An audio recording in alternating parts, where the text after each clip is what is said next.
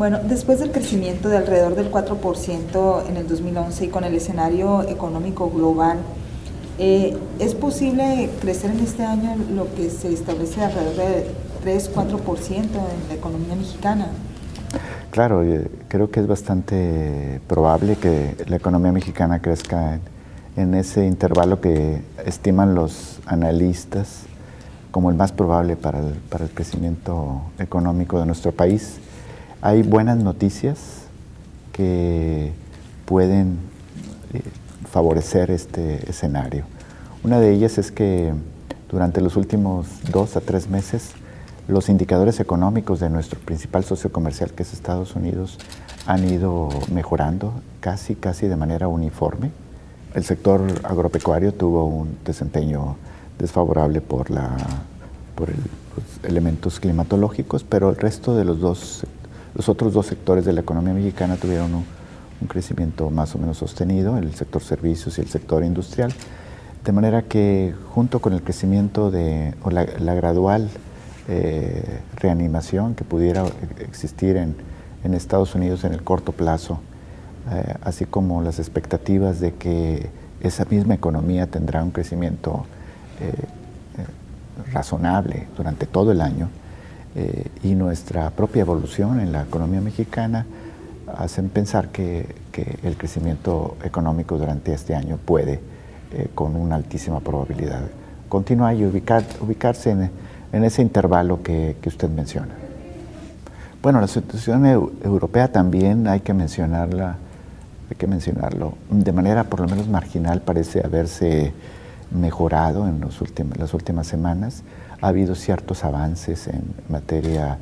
de alcanzar una solución fiscal, avances preliminares, tanto el aspecto de un pacto fiscal que han ellos acordado en esa economía, así como, entre otros, la actuación del Banco Central Europeo para tener una provisión adecuada de liquidez para las instituciones financieras. Como usted sabe,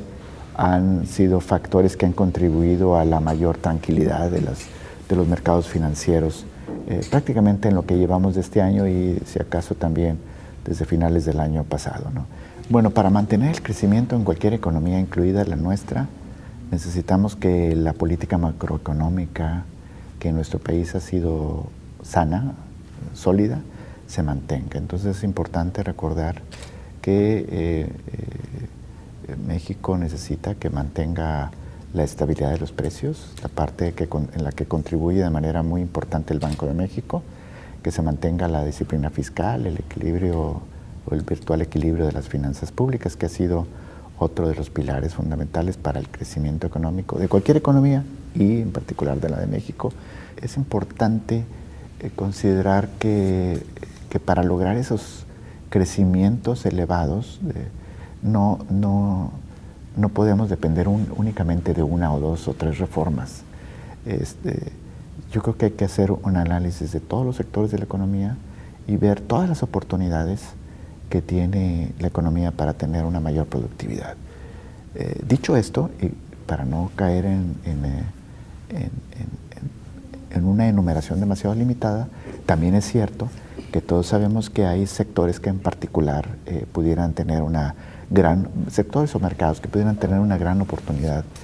para aumentar la productividad en este país. En particular, pues desde luego tenemos una conveniencia de tener una buena reforma energética, una buena reforma laboral, un mayor impulso a la competencia de los mercados en general. Bueno, usted sabe que el tipo de cambio está determinado libremente por las fuerzas del mercado, es flexible, de manera que ya también hemos visto durante los últimos más o menos 2 meses que ha fluctuado grandemente, de manera que no es posible tener con certeza ni siquiera con relativa seguridad, una previsión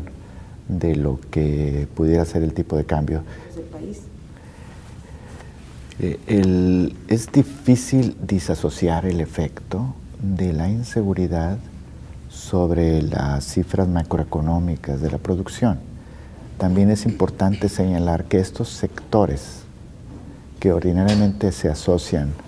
con un posible efecto de la inseguridad, que, insisto, no puede uno descartar que hubo, porque por lo menos es posible que la economía mexicana hubiera podido crecer un poco más con una total seguridad. No es simplemente si registramos una caída en los sectores, sino es sin inseguridad es posible crecer más, indudablemente. ¿No? Cuanto más, pues eso es un asunto que se tiene que manejar con las cifras de la economía y con muchos supuestos y siempre tomarse con mucha cautela. Yo le diría, es muy importante que